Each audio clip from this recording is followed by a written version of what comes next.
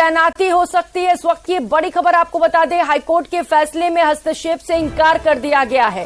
Supreme court में बंगाल की सरकार की याचिका को खारिज किया गया। चुनाव करवाना हिंसा का लाइसेंस नहीं, सुप्रीम कोर्ट की ओर से ये टिप्पणी सामने आई है। सुप्रीम कोर्ट ने फटकार लगाई है और इसके साथ साथ बंगाल सरकार को सुप्रीम कोर्ट से एक बड़ा झटका लगा है। सुप्रीम कोर्ट ने पश्चिम बंगाल में पंचायत चुनाव में केंद्रीय बलों की तैनाती के संबंध में कलकत्ता हाईकोर्ट के आदेश को चुनौती देने वाली याचिका को खारिज कर दिया है। सुप्रीम कोर्ट ने हाईकोर्ट के आदेश में हस्तक्षेप से इंकार किया। पश्चिम बंगाल में आगामी पंचायत चुनाव के मद्देनजर कलकत्ता हाईकोर्ट ने 48 घंटे के भीतर हर जिले में केंद्रीय सुरक्षा की तैनाती का आदेश दिया था। इस आदेश के खिलाफ सुप्रीम कोर्ट में याचिका दायर की गई थी और इस याचिका को सुप्रीम कोर्ट ने खारिज करते हुए फटकार भी लगाई। तो पश्चिम बंगाल सरकार को एक बड़ा झटका लगा है। हाईकोर्ट के फैसले को चुनौती दी गई थी, सुप्रीम कोर्ट में याचिका दायर की गई थी जिसे सुप्रीम कोर्ट ने खारिज कर दिया है। इसके साथ साथ सरकार को फटकार भी लगाई गई है। कहा गया है कि चुनाव करवाना हिंसा का लाइसेंस नहीं है।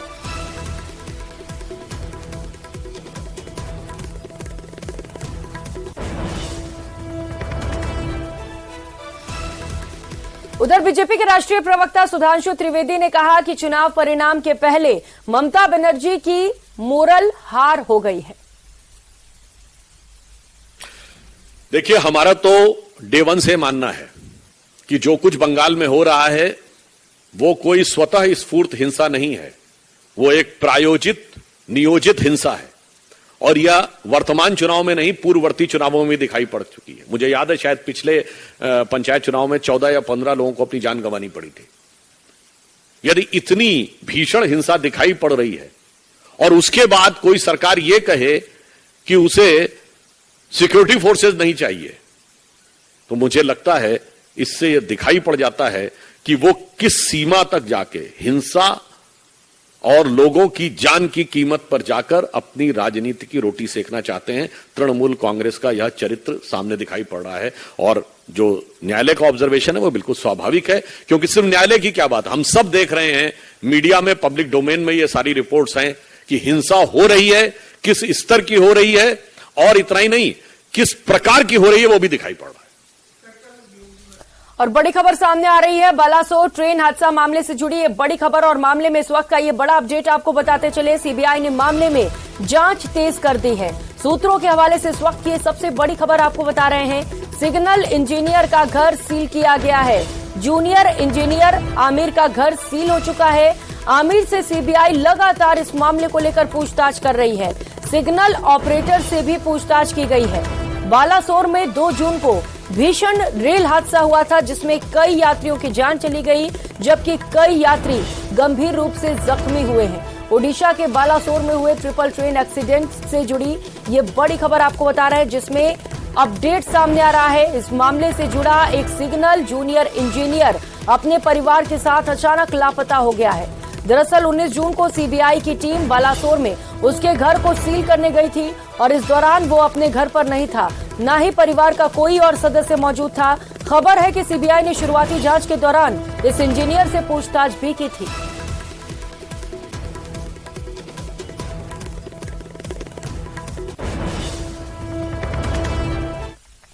और अगली खबर का रुख करेंगे, प्रधानमंत्री नरेंद्र मोदी का अमेरिका का दौरा है। अमेरिका के लिए पीएम मोदी रवाना हो चुके हैं। 21 से 24 जून तक यूएस दौरे पर प्रधानमंत्री नरेंद्र मोदी रहेंगे। यूएस रवाना होने के बाद पीएम की ओर से एक ट्वीट भी सामने आया। उन्होंने ट्वीट करते हुए लिखा है, न्यूयॉर्क वॉशिंगटन में कार्यक्रम, राष्ट्रपति बाइडेन से मुलाकात होगी, कांग्रेस के संयुक्त सत्र को संबोधन।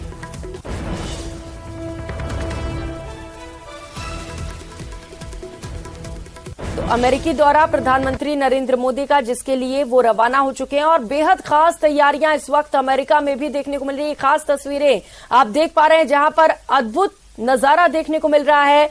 लोगों में खासा उत्साह है, डांस प्रैक्टिस की जा रही है। पहली तस्वीर जहां पर आपको दिखा रहे हैं, तिरंगा भी तैयार किया गया है। जब पीएम मोदी यहां पर पहुंचेंगे तो किस तरीके से भव्य स्वागत उनका किया जाएगा, इसे लेकर विशेष तैयारियां वहां पर इस वक्त की जा रही है। माला भी तैयार की जा रही है। ये तीसरी तस्वीर जहां पर आप देख पा रहे हैं कि किस कदर जो लोग हैं वहां पर वो तैयारियों में जुट चुके हैं, जिससे कि भव्य और खास स्वागत प्रधानमंत्री नरेंद्र मोदी का हो सके।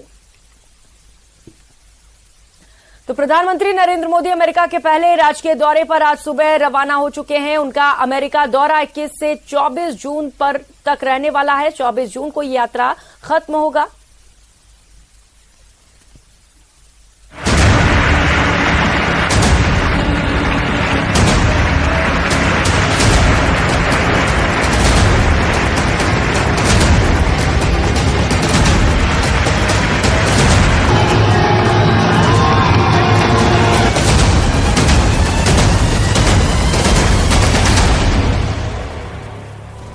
ये तस्वीरें गवाह हैं कि दुनिया किस तरह से भारत और भारत के प्रधानमंत्री नरेंद्र मोदी के लिए पलकें बिछाए खड़ी हैं। ये तस्वीरें गवाह हैं हिंदुस्तान के विश्व रूप का, जहां आज की तारीख में मोदी वो नाम है जिनके साथ दुनिया का हर एक नेता अपने नाम को जोड़ लेना चाहता है। और दुनिया की सबसे बड़ी ताकत माने जाने वाला, दुनिया का सबसे पुराना लोकतंत्र वाला देश अमेरिका भी मोदी और भारत की इस कद के आगे सजदा करता है। पीएम मोदी 21 जून से 24 जून की अमेरिका यात्रा पर जाने वाले हैं और इसके लिए अमेरिका कोई कोर कसर नहीं छोड़ना चाहता। न्यूयॉर्क से लेकर वॉशिंगटन तक जबरदस्त तैयारियां चल रही हैं।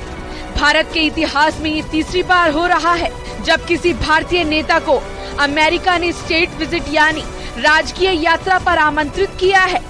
प्रधानमंत्री नरेंद्र मोदी से पहले 2009 में तत्कालीन प्रधानमंत्री मनमोहन सिंह और 1963 में राष्ट्रपति सर्वपल्ली राधाकृष्णन के सम्मान में राजकीय यात्रा का निमंत्रण दिया था। हमारे रिश्ते जो हैं अमेरिका के साथ ये आगे बढ़ेंगे और ऐसे मौके पे जब प्रधानमंत्री जाते हैं तो बहुत सारी चीजों पे बात होती है, पर इसका परिणाम जो है क्योंकि जब विजिट होती है तो एक किस्म से जो हम कहते हैं एक्शन फोर्सिंग इवेंट कि इसका परिणाम निकलता है। कुछ समझौता हो लटका रहता है तो समझौता हो जाता है, कुछ किसी और कहीं नई क्षेत्र में कुछ निर्णय लेना होता है तो निर्णय लोग ले लेते हैं। प्रधानमंत्री नरेंद्र मोदी को दुनिया आज बॉस मानती है, क्योंकि प्रधानमंत्री मोदी जब कुछ कहते हैं तो दुनिया सुनती है, क्योंकि दुनिया की तमाम समस्याओं के समाधान के लिए वैश्विक नेता प्रधानमंत्री नरेंद्र मोदी की ओर देखते हैं। प्रधानमंत्री मोदी की पिछली विदेश यात्राएं इसकी तस्दीक करती हैं। जापान के हिरोशिमा में G7 बैठक की तस्वीरें ही देख लीजिए। दुनिया की तमाम महाशक्तियां वहां मौजूद थी और हर एक नेता जैसे किसी तरह से प्रधानमंत्री मोदी के साथ फोटो फ्रेम में फिट होना चाहता था। जैसे पीएम मोदी से मिलने के लिए तमाम देशों के नेताओं में होड़ मची थी। खास तौर पर अमेरिका के राष्ट्रपति जो बाइडेन तो पीएम मोदी के लिए खासे बेताब दिखे थे।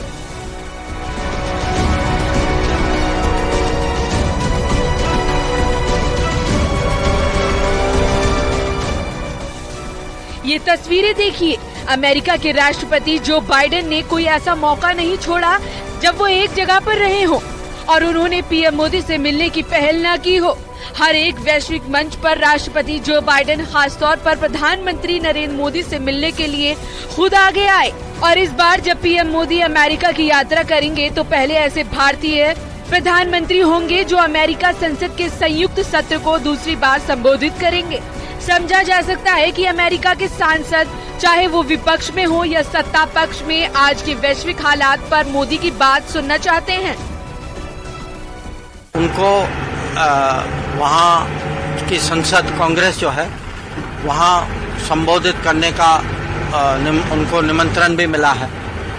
बहुत कम दुनिया में ऐसे नेता हैं जिन्होंने पहले भी वो कर चुके थे, 2016 में कर चुके थे, पर 2 बार करना बहुत कम लोगों ने किया है। चर्चिल ने किया है, मंडेला ने किया है।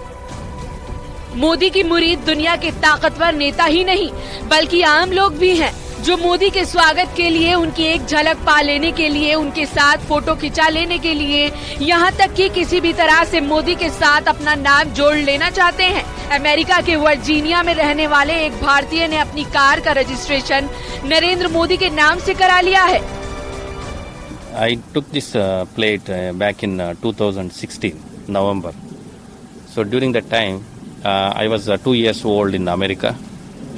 Then I saw that the vibrant India, it's brightening. I saw that brightness, and then I saw the power behind that. Then I decided that the inspiration guru for me is Modi. So then I decided immediately. I asked them the number plate. PM Modi वो शख्सियत हैं जो रूस और Ukraine के दौरान रूस के राष्ट्रपति व्लादिमीर पुतिन के सामने कहते हैं कि युग युद्ध का नहीं है। पीएम मोदी वो शख्सियत हैं जिनसे मिलने के लिए, युद्ध रुकवाने की अपील करने के लिए यूक्रेन के राष्ट्रपति वोलोदिमीर ज़ेलेंस्की युद्ध शुरू होने के बाद पहली बार एशिया की यात्रा पर आते हैं और जापान के हिरोशिमा में पीएम मोदी से मुलाकात करते हैं। पीएम नरेंद्र मोदी के कद का अंदाजा इसी से लगाया जा सकता है कि जब क्वाड देशों की बैठक होती है तो अमेरिका के राष्ट्रपति जो बाइडेन कहते हैं कि मोदी जी, मुझे आपका ऑटोग्राफ लेना चाहिए। और आने वाली अमेरिका यात्रा में भी यकीनन मोदी की ताकत से अमेरिका और अमेरिका के राष्ट्रपति रूबरू होंगे। शाहजहांपुर में जाको राखे साइयां मार सके ना कोई की कहावत रेलवे स्टेशन पर सच साबित हुई दिखी। जहां ट्रेन से गिरा एक यात्री प्लेटफॉर्म पर 100 मीटर तक फिसला। हाई स्पीड ट्रेन के गिरने के बावजूद यात्री जिंदा बच गया। ट्रेन से यात्री के गिरने का वीडियो सोशल मीडिया पर वायरल हो रहा है।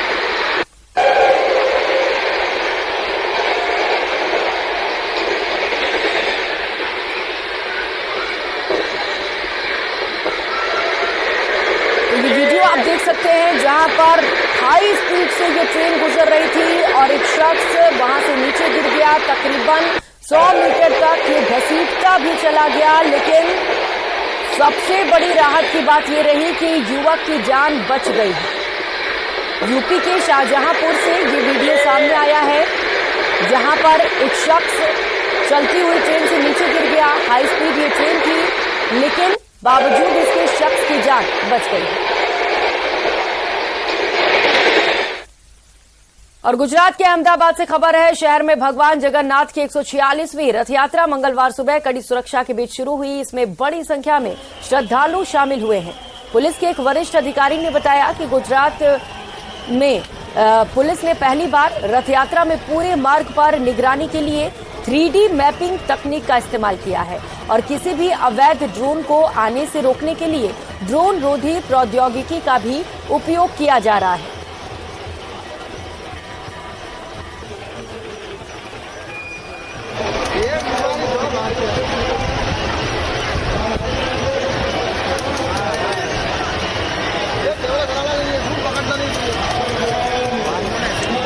भगवान जगन्नाथ की 146वीं रथ यात्रा जिसकी तस्वीरें आप देख पा रहे हैं।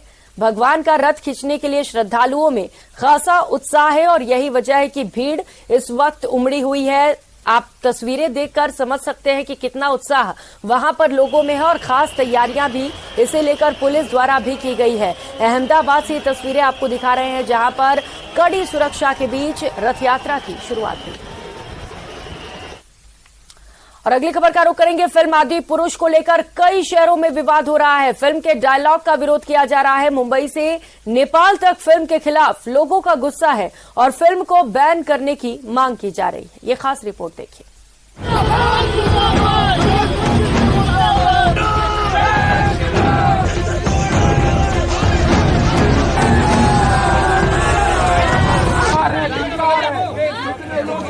देख रहे हो ये इस तरीके से आपके देवी देवताओं को कह रहा है निकल, तुम्हारे देवी देवताओं को निकल कह रहा है। राम भगवान श्री राम के आगे रावण सीता जी को लेकर के चला जाता है और राम जी देखते रह जाते हैं। ये हुआ था रामायण में।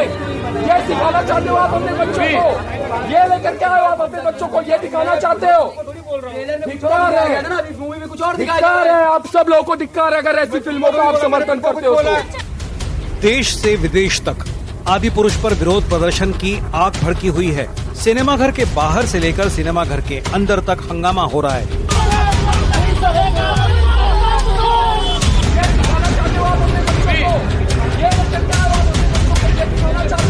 मुंबई से काठमांडू तक फिल्म के खिलाफ लोगों में गुस्सा है, कहीं पुतले फूके जा रहे हैं।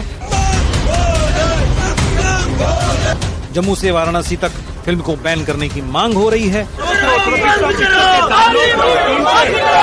किसी को फिल्म के संवाद से परेशानी है तो कई श्री राम रावण के पहनावे से आहत हुए हैं। किसी को फिल्म के कई सीन्स आपत्तिजनक लग रहे हैं। विरोध की ऐसी आंधी उठी है कि फिल्म मेकर से लेकर राइटर तक इससे बचने का रास्ता ढूंढ रहे हैं। महाराष्ट्र के नाला सोपारा में हिंदू संगठन के सदस्यों ने जमकर हंगामा किया। प्रदर्शनकारियों ने फिल्म की स्क्रीनिंग रोक दी, नारे लगाए और मल्टीप्लेक्स के कर्मचारियों के साथ बहस की। बॉलीवुड का धिक्कार है। हमारे देवी देवताओं का जो भी अपमान करेगा हम उसका प्रतिकार करेंगे। ठीक है, तुम कितने भी बड़े तोप हो हम करेंगे। हमें फांसी पर भी चढ़ना होगा, हम चढ़ने के लिए तैयार है। हम नपुंसक नहीं है, हम कायर नहीं है। आप लोग बैठे होंगे, आप लोगों के अंदर कायरता भरी होगी, हम कायर नहीं है। हम अपना गला कटाने के लिए तैयार हैं। लखनऊ के हजरतगंज में भड़के लोगों ने सिनेमा हॉल में लगे पोस्टर फाड़ डाले और उसे आग के हवाले कर दिया।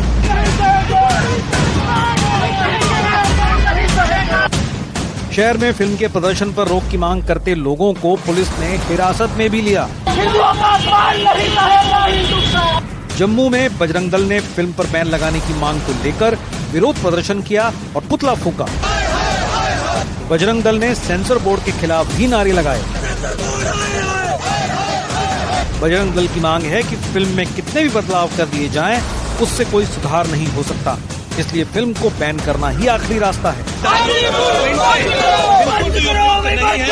हमें पूर्ण रूप से इस फिल्म को प्रतिबंध चाहिए, क्योंकि हमें इस फिल्म के अंदर जो किरदार, कैरेक्टर, जो संवाद दिखाए गए हैं वो कहीं न कहीं हिंदू आस्था के ऊपर जो है वो ठेस पहुंचाते हैं। और अगर बॉलीवुड जो है वो हमेशा हिंदू के ऊपर ही फिल्म क्यों इस प्रकार की बनाता है और हमेशा हिंदू की आस्था के ऊपर प्रहार क्यों किया जाता है, सेंसर बोर्ड को ये चीज क्यों समझ में नहीं आती।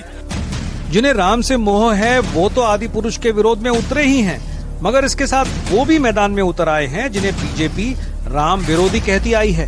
छत्तीसगढ़ के मुख्यमंत्री भूपेश बघेल ने फिल्म निर्माताओं पर भगवान राम का अपमान करने का आरोप लगाया है। इसके साथ आदि पुरुष फिल्म पर कड़ी आपत्ति जताते हुए कहा है कि केंद्र सरकार से जवाब मांगा है।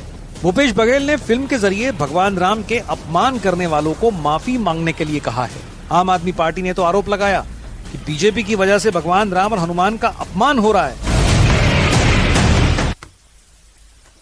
और कश्मीर से खबर है, जहां पर श्रीनगर, अनंतनाग, पुलवामा और कुपवाड़ा जिलों में एसआईए की ओर से छापेमार कार्रवाई की गई है। ये छापेमारी देश विरोधी गतिविधियों के लिए सोशल मीडिया प्लेटफॉर्म के इस्तेमाल से संबंधित एक प्राथमिकी के आधार पर की गई।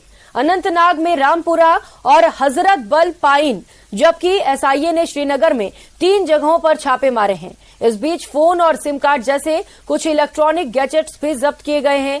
त्राल में भी एसआईए ने मोहम्मद सुल्तान भट्ट के घर पर सुबह छापा मारा और इस दौरान सिम कार्ड सहित मोबाइल फोन और बैंक के कुछ दस्तावेज भी जब्त किए गए।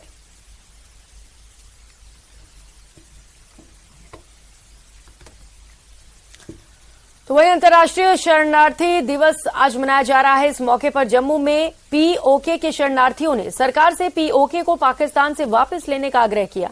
शरणार्थियों ने उस दिन को याद किया जब उन्हें अपना घर छोड़ने पर मजबूर होना पड़ा था। वे उस दिन का इंतजार कर रहे हैं जब अपने घर वापस जाने का उनका सपना साकार होगा। आज इंटरनेशनल रिफ्यूजी डे है और पाक ऑक्युपाइड कश्मीर के रिफ्यूजी जो पिछले 75 सालों से जदोजहद में लगे हैं कि मांग है कि पीओके को वापस लिया जाए। जिस पीओके में ये रहते थे और साजिश के चलते इनको वहां से निकाला गया, उसको वापस लिया जाए। आज क्या मांग उठाते हैं कि पीओके को जल्द वापस लिया जाए। वो जो साजिश थी पाकिस्तानी सेना ने की थी, आज उसको पाकिस्तान को दंड देने का वक्त आ गया। आपको लगता है? निश्चित तौर पर आ गया है। मैं समझता हूं कि किसी ने नहीं बोगा, सिवाय मेरी इस बिरादरी के सिर्फ हमने बोगा है। हमने जो दुख देखे हैं, तकलीफें देखी हैं, जो हमें जिस तरीके से मानसिक आघात हमने सहा है, ये किसी ने नहीं सहा। सरकारें आती रही जाती रही, लेकिन पार्लियामेंट में रेजोल्यूशन पास कर देना कि पीओके खाली होगा और उसको बाद में कराना नहीं और सो जाना, मैं समझता हूं ये लोगों का आज यहां पर अहद है कि पाकिस्तान को सबक सिखाना चाहिए। इसलिए क्योंकि जो दर्द, जो जख्म उसने हमें दिए हैं, उसका आज तक पाकिस्तान को हम बदला नहीं कर सके, उससे बदला लेना चाहिए और वो इलाका भी खाली होना चाहिए। और सबसे बड़ी बात यह है, आज अंतर्राष्ट्रीय रिफ्यूजी दिवस है, लेकिन अफसोस इस बात का है कि हमें आज तक रिफ्यूजी नहीं माना गया। ना तो हम रिफ्यूजी हैं और अगर विस्थापित हैं तो हमारी बात कोई नहीं सुनता, क्योंकि विस्थापित कोई कानूनी आधार नहीं है। तो इसलिए बड़ी दिक्कत है। आप देखें इस कड़कती धूप में ये सारे लोग निकलकर बाहर आए हैं, इनका यही दर्द है, यही रंज है कि हमारी बात नहीं सुनी जा रही। आपको लगता है कि कितना दर्द होता है जब आपको ये मालूम होता है कि आज लॉन्चिंग पैड्स आपके उन्हीं घरों में हैं जहां पे आप रहा करते थे, जहां पे आपको भागना पड़ा रातों रात? बड़े दुख की बात है। और जयपुर से इस वक्त की बड़ी खबर सामने आ रही है। नगर निगम हेरिटेज से जुड़ी ये बड़ी खबर है। अतिरिक्त आयुक्त ने एफआईआर दर्ज कराने की अनुमति मांगी है। अतिरिक्त आयुक्त ने डीएलबी से अनुमति मांगी है। जबरन, बंधक और बदसलूकी मामले में एफआईआर दर्ज कराने की मांग की जा रही है। असामाजिक तत्वों के खिलाफ एफआईआर की अनुमति मांगी गई है। अनुमति मिलने के बाद एफआईआर दर्ज कराए जाएंगे। तो नगर निगम हेरिटेज से इस वक्त की बड़ी खबर सामने आ रही है। अतिरिक्त आयुक्त ने एफआईआर दर्ज कराने की अनुमति मांगी है। अतिरिक्त आयुक्त ने डीएलबी से ये अनुमति मांगी है। अनुमति मिलते ही एफआईआर दर्ज करा ली जाएगी। जबरन, बंधक और बदसलूकी का मामला है, जिसे लेकर एफआईआर दर्ज कराने की मांग है। इस बुलेटिन में फिलहाल इतना ही। खबरों का सामने आ रही है। बागेश्वर धाम से युवक की गिरफ्तारी की गई है। देसी कट्टा लेकर युवक घूम रहा था। रज्जन खान को पुलिस ने गिरफ्तार कर लिया है। बागेश्वर धाम मंदिर के परिक्रमा मार्ग पर ये युवक घूम रहा था। शिवपुरी जिले का रहने वाला युवक बताया जा रहा है। भक्तों की सूचना पर बमीठा थाना पुलिस ने युवक को कब्जे में ले लिया है और उसके कब्जे से 315 बोर का कट्टा और कारतूस भी जब्त किया है। शिवपुरी जिले के कोतवाली थाना के इंद्रपुरी कॉलोनी का रहने वाला ये युवक बताया जा रहा है, जो फिलहाल पुलिस की गिरफ्त में है। तो बागेश्वर धाम से युवक की गिरफ्तारी की गई है। तस्वीरें आप देख पा रहे हैं, जहां पर देसी कट्टा लेकर ये शख्स घूम रहा था। अब इसके पीछे मकसद क्या थी, क्या मंशा था, ये फिलहाल जांच के बाद और पूछताछ के बाद ही पता चल सकेगा। लेकिन जैसे ही लोगों ने इसकी सूचना पुलिस को दी, पुलिस मौके पर पहुंची और युवक को हिरासत में ले लिया गया है। बागेश्वर धाम, ये तस्वीर आपको दिखा रहे हैं सिद्धपीठ आश्रम से, जहां पर एक शख्स कट्टा लेकर घूम रहा था। और खबरों में आगे बढ़ेंगे। केंद्रीय